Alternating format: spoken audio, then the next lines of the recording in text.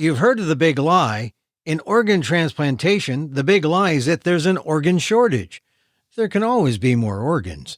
The real problem is a dysfunctional system that results in lost organs, hopeful recipients frustrated, and some 70 people dead from donor-derived diseases. No wonder some people want to transplant pig parts on humans. But that would be an even bigger mistake. The transplant industry needs an ethical overhaul. Next on the PETA Podcast with Emil Guillermo.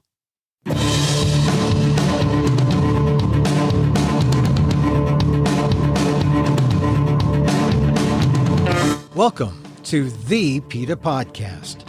I'm Emil Guillermo, your host for this inside look at animal rights. Brought to you by PETA, the largest animal rights organization in the world.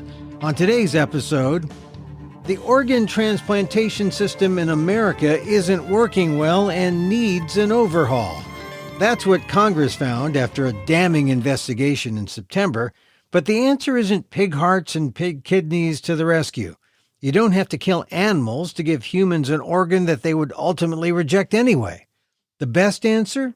There's little oversight right now of the Association of Organ Procurement Organizations. A little bit more would improve the situation. Here's PETA Senior VP Kathy Guillermo on the PETA Podcast. What sparked this inquiry by Congress? I guess the system had to be pretty bad, huh?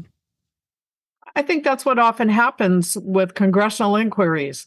There's a problem and they delve and they try to get to the bottom of it. And I would say that in this case, when it comes to human organ transplantation, the problems are quite serious. And of course, we found out about this because we are concerned about this trend toward this fantasy, I should call it, of creating pigs whose organs can be stolen with the thought that they would save human lives, which I think is a fantasy, first of all. But second, I think what the Congress is doing right now is critically important because the one cure we know is human-to-human organ transplant. I mean, that's the thing that works. I mean, if you transplant any other animal, any other species to human, it generally results in failure, correct? That's right. So rather than go down this very expensive path of genetically modifying pigs and hoping that the organs that can come from these murdered animals is going to save a human, we really should be fixing the very broken system of human organ donations. This is what's so fascinating about what Congress has found and so disturbing. All right, so let's go over what Congress found. Tell me the details of their findings, their investigation. Well, I think we need to look, first of all, at the waste and the failure of the system. There is the one company that oversees 56 different organ procurement systems. There is no auditing mechanism in place to make sure that these are being done in the best interest of both the donor families, the donors themselves, and the recipients or the proposed recipients. The federal government has really just offloaded the work and doesn't provide any oversight. I think they're trying to provide the oversight now, but essentially, yes, that is what happened. And an investigation that was done by the Senate Finance Committee found that there were really serious errors and that the errors were shockingly common. Just to give you a sense of it, 70 people between the years that they looked at, which are 2007 and 2015, 70 people died and 249 developed diseases after there were mistakes in the screening of the organs that they received in transplants. And the reason that this happened is that for some reason, the organs weren't screened out when they had various diseases or the humans had various diseases or bacterial infections. In one example, a person who had an aggressive form of brain cancer, the organ was taken from that person, transplanted into the recipient, and that person then developed cancer and had to be treated for cancer. There have been rare bacterial infections and other diseases that have been transplanted. And this is the kind of thing that we would expect could be dealt with long before it gets to the point of this sort of mistake. Basically, we're talking about a self-regulated industry, one company that was offloaded the work onto by the government, who they were appointed by Congress. They have a government contract, right? And this is obviously it's a problem when there are no audits of a system that so many people rely on. There are 100,000 people right now waiting to receive organs, and yet there's an incredible waste. In 2020, for example, more than 21% of all the kidneys that were donated were not transplanted into humans for a whole variety of reasons, from anything from it was in the wrong place and they didn't have a system for moving it, to they didn't have the person ready in time. Whatever the reason, 21%. I mean, we're talking perhaps 20,000 organs being lost. 1 in 5 procured kidneys is never transplanted. And why is that so? Why does that happen? I mean, is the system that bad that they here they have an organ, they know there's a donor somewhere, or they know that there's a recipient waiting somewhere, they can't connect the two quickly enough? That appears to be exactly it. There's not communication. There's not adequate communication. There isn't an adequate database to make sure that everyone is aware of when an organ is available. There are things that happen that is not the fault of the system. For example, somebody may choose that not to accept an organ suddenly, but those are a small number of them. Most of them seem to be errors in communication among all of the donors and the donors' families and the possible recipients and the physicians involved. And imagine this. Sometimes there have even been failure to do blood type testing or to pay attention to what the blood type was. And of course, this can kill a person. And certainly it means that an organ is going to be rejected. And these are very simple, straightforward things that they should be able to fix. So how did this company get the contract, given all these things that have been found in the investigation? Was there adequate competition? Was it a sweetheart deal? Was it, and how much were they given in the contract? I mean, it sounds like these guys essentially were granted a monopoly and they've screwed up royally. Certainly they were granted a monopoly, and all of that information has yet to come out. How did this come about? Exactly how did it come about? How is it that there were so many problems? But I would add also, yes, we have Congress involved now, but we've known from investigative journalism for many years that there have been problems with the organ donation system, that there have been problems with all of these issues. It's pretty stunning to see it in a government report. So this is what the Finance Committee of the Senate said.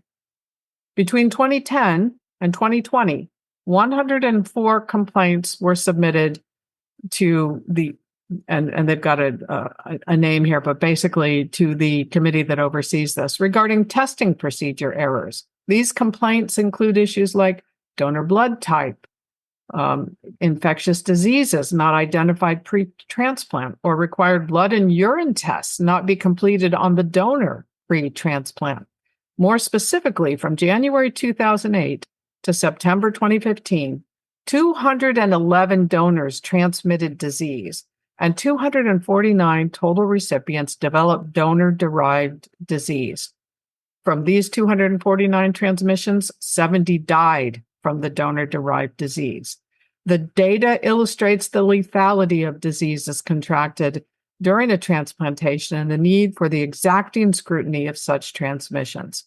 Of the patients that developed a disease from their donor's organ, 28% of them died.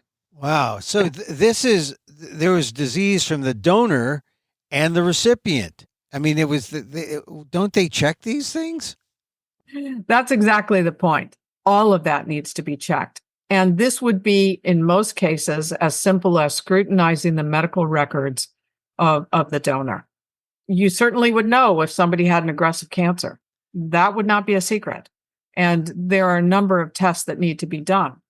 I think, there are two issues here. One is that we need to be saving human lives, humans who need organs. And more lives can be saved if the program were done and operated properly. But we also have to consider that if pigs were going to be used, if that fantasy ever became a reality, and let's be clear, no one who's had an organ from a pig has yet survived. If this were done, we have to understand that we don't even know what all the viruses pigs harbor. We know some of them, and we know that the man last year who had a heart from a pig transplanted into him, it was a man who had a fatal disease already. When the heart was transplanted into it and he inevitably and eventually died, some of the pig virus was found in his heart.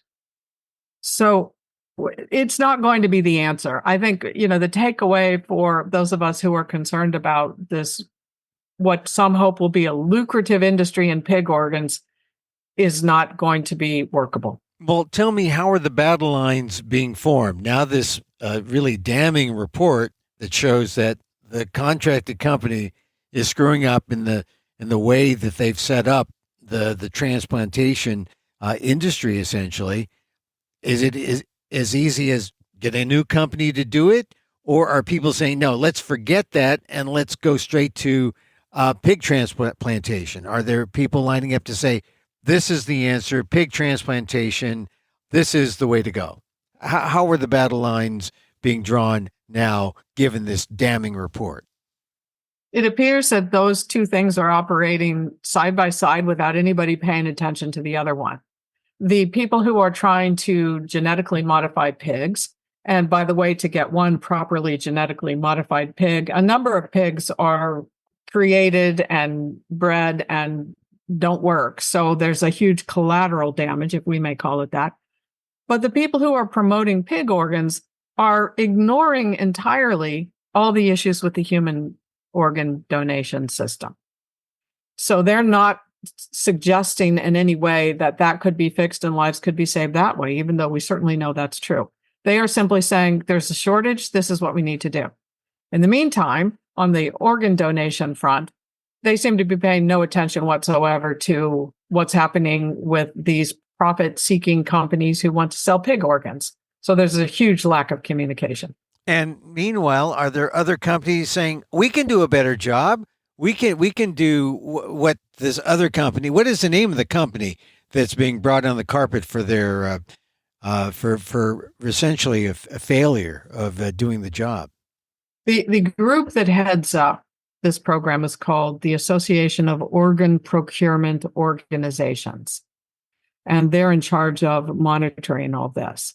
And, they're not paying attention to what's happening with the pig donations, because I think they're very busy in court right now, because there is an issue in Kentucky where prosecutors are saying that they're investigating the system because of a patient who was still alive when they tried to harvest his organs. What? A patient was in a hospital bed and they're trying to harvest while he's still alive? Yeah. The allegations are quite stunning, and you can find them in the Wall Street Journal. The allegation was made by a former Kentucky organ donor affiliate employee, and that's one of the organizations around the country that deals with this. And she said in a letter that she, a surgeon, and other workers in 2021 refused to take the organs of a man because he was crying and shaking his head no. And she also said that it was also reported in the Wall Street Journal that an employee of another procurement group had a similar incident, reported that a patient who was mouthing the word "help me" as they were trying to harvest the organs. So it sounds like we have a consortium of procurement groups, and that's who's running this. And so not only are they not communicating with the donors and the recipients, but they can't seem to be able to communicate amongst themselves either. So it just doesn't sound like the best company got the contract. Well, that may be the case, and I think that's what has to come out. And of course, it's disturbing on many levels. But I have to say, if I were a person who needed a kidney, and somebody said to me, "Well, we could fix the human organ donation system and get you a human kidney. Or, hey, how about this one from a pig, which has never yet worked so far? And I think the choice would be quite simple. To go with an improvement of the system. Exactly, because we know that's going to save lives. And, there are now 27 nations in Europe who have what we call an opt-out program for organ donations, meaning that it is assumed that they have donated their organs should they lose their lives, unless they specifically opt out. Whereas in the US, we have an opt-in program, meaning obviously that we assume you aren't donating organs unless you have specifically designated that. But having an opt-out program means that many more organs are available. And tell me, how does the politics work out in the Senate? Is this a very the kind of issue that will be prioritized, and the Senate will try to come to some kind of good conclusion, get a good company in there, or do the right thing? Or is this something that's going to be a political football? Well, it's got to go to the proper agency in the government to deal with it. And the House is on its side in September, had their own hearings about it.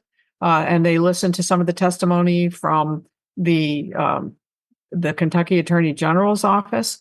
And there are some advocacy groups who are also working on it.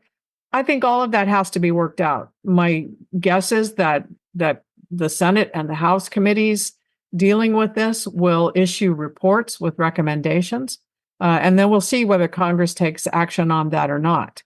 Health and Human Services is going to have to get very active in this, I think, is what this comes down to. But this really comes under the Health Resources and Services Administration, because they're the one responsible for the contract with the United Network for Organ Sharing. Of course, a lot will depend on the election, too. Who controls the House, who controls the Senate, and how this goes forward. Well, as we know, on the animal experimentation front, as we deal with the National Institutes of Health and its support for experiments that we know fail, sometimes you can know something doesn't work and you're still supporting it with your tax dollars because the government agency isn't taking action. I think, as I ponder this and figure out what is next, I think what is most important for our listeners is to realize that when you see these headlines, that there's a huge organ shortage and that pig organs may hold the future to solving that problem, which is how so many media outlets have reported it, you have to consider that it's not true. It's simply not true. It will be so expensive, if it ever works, it will be so expensive that it will never be a mass process. And then what about a hopeful organ recipient, and also the organ donors for that matter? How should they be viewing all this? That that the system is fraught with problems, and it really diminishes the chance of success on either side, donor or recipient? If I had a loved one who was on a list for an organ, waiting for something that will save his or her life, I would be in touch with my member of Congress right now, my senators, my representative, and I would be saying, this is what your body has discovered, your body being the Senate and the House. This is what you've discovered. This needs to be cleaned up immediately. People are dying waiting for an organ. And I would also say, don't allow the National Institutes of Health or any government agency to support the experimentation that's being done on animals right now to try to make the animals the sources of these organs, because that isn't going to save lives, certainly not in the short term and probably not in the long term either. Just not that long ago, there were articles about how a monkey had survived for 2 years with a kidney transplanted from a pig. And it was heralded as this big breakthrough. It was in the journal Nature. Well, we delved into that a little bit. We found out that there were 20 other monkeys who didn't survive. Many died shortly afterwards at 4 days, 6, 8, 9, and 16 days. 10 of them suffered renal failure and had to be euthanized. 6 more were euthanized for nearing renal failure and experiencing widespread blood clotting or respiratory distress or coughing up blood. One of them we obtained the necropsy report for. And, his existence was a perpetual misery. He had organ and tissue damage that was throughout his abdomen. His abdomen was full of blood. His organs were matted together with scar tissue, and sperm was leaking into his stomach. So holding up one monkey and saying, here's our success, doesn't tell the whole story. And so the animal rights piece here is that these experiments should be stopped because they don't lead to anything, and all these animals are dying in the experiments. Well, the experiments should be stopped because it's unethical to view the beings with whom we share the planet as living organ donors. I think that's just wrong. I think it's wrong for anybody to say that we should create an animal in whatever way, just so that we can kill that animal in this way. So that's the animal rights part of it. The practical health and science part of it is, it doesn't work. And it doesn't look like it's going to work. And it's a ridiculous pie in the sky process. And so the future of this Senate report really, I guess we have to wait for the election, I suppose, or can Congress act in a bipartisan manner on this because it seems to benefit everyone? Yes, so I think we'll see what comes out of the House hearings that were held last month, and we'll see what the House comes up with. I would guess that there's probably legislation in the works. It's kind of a lie that there's a shortage because there are so many things we could do to make these organs available.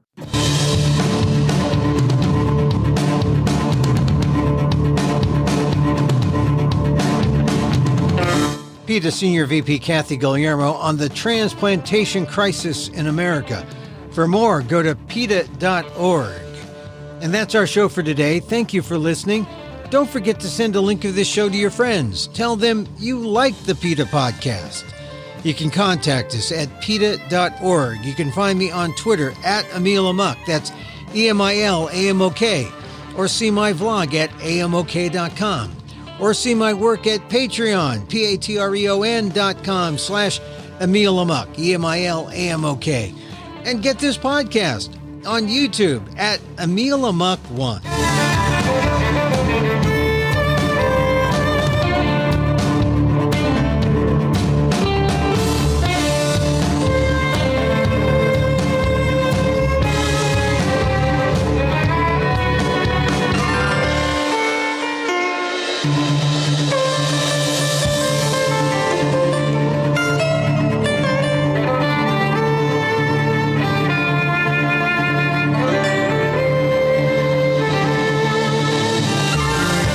Once again, thank you for listening. Check out all our episodes on your favorite podcast app or on Apple Podcasts, where you can subscribe to as well as rate and review the show. It helps get the word out about the issues you care about. Our music is provided by CarbonWorks. Check them out on YouTube. And join us again next time for more insight into animal rights and the fight for a cruelty-free world on the PETA Podcast.